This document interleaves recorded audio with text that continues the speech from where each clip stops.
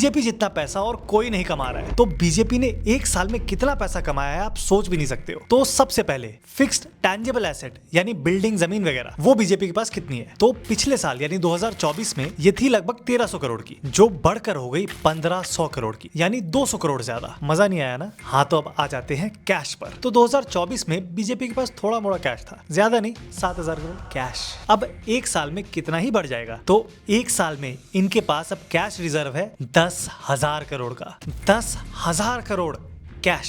अब एक साल में बीजेपी ने कमाया कितना? तो 2024 में इनकी इनकम हुई थी 4,300 करोड़ की, और इस साल हुई है 6,700 करोड़ की। एक साल में 6,700 करोड़। अब पार्टी ने इन पैसों का किया क्या? तो इसका मैक्सिमम पैसा इलेक्शन में गया है। कितना? तो पिछले साल इलेक्शन पर बीजेपी ने 1700 करोड़ रुपए खर्च किए थे, और इस साल ऑलमोस्ट डबल, यही कोई 3300 करोड़ रुपए खर्च किए। अब चलो इन नंबर्स को बाकी पार्टी से कंपेयर करते हैं। सबसे पहले कैश कंपेयर करते हैं। कांग्रेस के पास कैश है 248 करोड़, इससे ज्यादा तो टीएमसी के पास है 670 करोड़। समाजवादी पार्टी के पास 390 करोड़, तमिलनाडु के डीएमके के पास 500 करोड़, लेकिन आम आदमी पार्टी के पास सिर्फ 9 करोड़, एंड सो ऑन। इन सारी पार्टी फंड्स को मिला भी दोगे तो भी बीजेपी जितना नहीं होगा। अब आ जाओ इलेक्शन एक्सपेंडिचर पर। जहां बीजेपी ने खर्च किए 3,300 करोड़ रुपए, वहां कांग्रेस ने किए लगभग 900 करोड़ रुपए, टीएमसी ने 130 करोड़ रुपए, समाजवादी पार्टी ने 19 करोड़, डीएमके ने 170 करोड़, आम आदमी पार्टी ने 22 करोड़। ये भी सारी पार्टियों का मिला दोगे तो भी बीजेपी जितना नहीं होगा। तो अब आप बोल सकते हो बीजेपी चाहे जितना पैसा कमाए